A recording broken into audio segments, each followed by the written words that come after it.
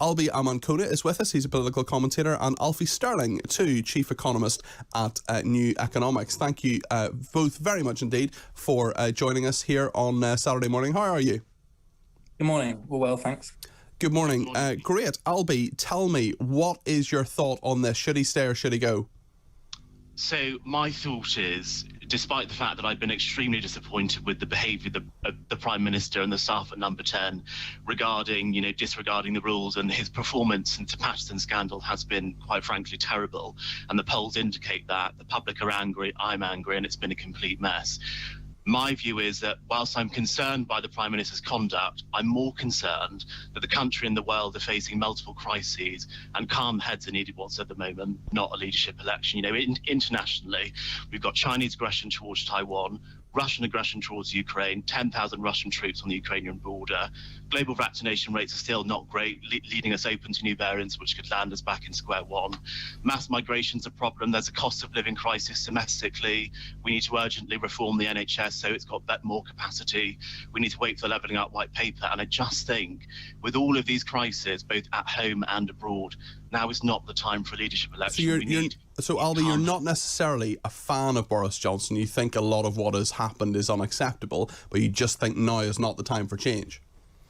It's not about thinking what's happened is unacceptable. What's happened is unacceptable. And I think the Sue Gray report, we'll have to wait and see what that finds next week. And indeed, earlier on this week, we saw the CEO of Credit Suisse stand down after he was found to have broken the COVID rules from an internal investigation. But that decision was taken after the facts were established. So we don't know the facts yet. We just know the hearsay and what the media are reporting. So we need to wait and see what the Gray report says. I'm not saying what's happened is acceptable. I am saying that I believe the crises that are going on at the moment mean that leadership election would just it's not appropriate. It's not the right time for it. Alfie Stirling, what do you think of what you've heard so far from Albie? I mean, look, I do think Boris Johnson should resign. I mean, actually, I understand why it's, so-called Partygate. It's seeing the Prime Minister not do what he's asked the entire population to do again and again, which is to follow the rules. And as we've heard countless times from really heartfelt, personal stories about the sacrifices people have made, not being able to see loved ones, the disruption to families, to jobs, to work. I understand why this is the reason many people think he should resign. I also think it's intolerable, and it's a really serious issue. But for me, the reason why our Prime Minister should resign is consistent failure of governance. Over the last 2 years, we've seen over 100,000 excess deaths. We now know that was because of delayed action, once in March 2020, again in the fall of 2020, where deliberate government decision was too slow and has ultimately cost lives at a scale not seen in peacetime. We've had the weakest economic performance of the G7, but also we've got a government and a Prime Minister that has pledged to level up. And on his watch, the poorest have got poorer and the richest have got richer. And that's an indictment for anyone. But for the government... Hold on a second, Albie. Let me come to you in a second. That's really interesting, Alfie. I just want to ask you one more question, then we'll go back to Albie. Sorry, apologies. So, Alfie, you actually think he should have resigned way before this, way even before Partygate?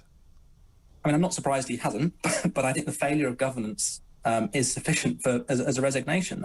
Okay. And I do understand why it's Partygate. Just one final point, though, because I think Albie's saying, don't disrupt now, given these really serious, and I agree with Albie, the crises coming down the line, whether it's international, cost of living, don't disrupt government now. Actually, I think it's because of those crises that we need a serious government. We need a serious Prime Minister, and that's why I think the current one isn't fit for service. Albie, what do you make of that? And who do you think would be? Imagine it comes to a leadership election. This is all hypothetical, of course, but if it does, imagine Boris Johnson. We're sitting here in a week's time, and he's said he'll go. Who do you think would be someone who would be a serious leader? Firstly, Alfie Stirling, actually, and then we'll go to Albie. Apologies, Albie. Well, I mean, I think there are competent ministers in this current government. I mean, there's many of them I don't agree with in terms of their, some of their values, the politics they were put forward. But I do think there are competent ministers in the current government. Who's your top one? Just in a word, who would, if you had to decide, you could wave a magic wand and make any Conservative MP currently the next Prime Minister. Who would it be, Alfie? Well, look, I think the one thing worse than the party's own members choosing that Prime Minister is a single think tank. But I'm letting you wave a magic wand, but you're still deciding not to. I would say if I had a magic wand, I wouldn't pick one of the current Right, fair enough. Okay, Albie, you've been waiting very patiently. Let us know what you think of everything Alfie has said. I just want to come back on a number of the claims that Alfie's made there. I mean, look, no one elected Boris Johnson because we thought he was a perfect individual, but have we forgotten Boris Johnson's achievements? And Alfie's just listed everything that he's got wrong. I'm going to list what he's got right. The WHO says that we're going to be the first major economy to exit the pandemic. You know, we've got the highest economic growth in Europe at the moment, and the economic recovery is the fastest. As we speak, we're one of the freest countries in the world. We've got less unemployment now than before the pandemic, soaring vaccination rates. He broke the Brexit deadlock. We've got the biggest Tory majority since Thatcher. You know, despite all of the bad decisions he's made, on the big decisions, he's actually made the right call. Now, in terms of, you know, who might replace Boris Johnson, I don't think it's clear with anyone who would replace Boris Johnson at the moment. I don't think there's anyone in the cabinet. Because that's part of the dynamic, isn't it, Albie? Sorry to interrupt you. That's part of the dynamic, isn't it, as well? Because there is no clear successor. There's no one person who everyone's saying, well, this man or woman would be a much better Prime Minister than Boris Johnson. Do you think that's helping him, Albie? It's absolutely helping him because, of course, one of the problems when Theresa May was Prime Minister is everyone knew that Boris Johnson wanted to be the Prime Minister and most likely he was going to be the next Prime Minister. Well, we all know that Rishi Sunak and Liz Truss want to be Prime Minister. Why have they failed to capture the imagination, do you think? But those are two people, it's not one person. I don't think either of them have the same personality that Boris did when Theresa May was sort of in the last days of her premiership.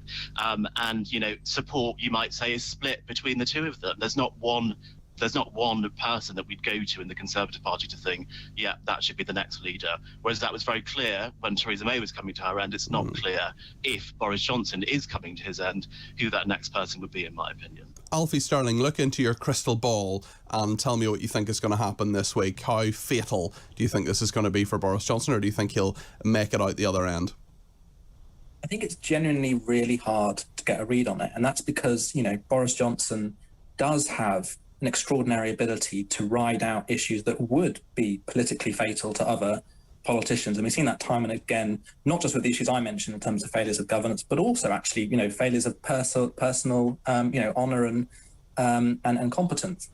So I think it's really hard to read. I would still suspect that this might be one step too far for the Prime Minister, and it will be one step too far for enough Conservative MPs to trigger a leadership contest.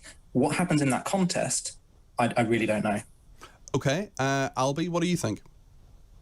I think even if the 54 the letters go into Sir Graham Brady in the 1922 committee, it's not clear to me that he would lose a vote of no confidence with Conservative MPs. So I have absolutely no idea what's going to happen. I think we'll just have to see what the outcome of the Sue Gray report is. And I think if he survives the Sue Gray report, the next big challenge will be the aftermath of the May local elections. Okay, thank you both very much indeed. Albie Amankona, political commentator, Alfie Stirling there, chief economist at New Economics. Thank you both very much indeed for joining us. This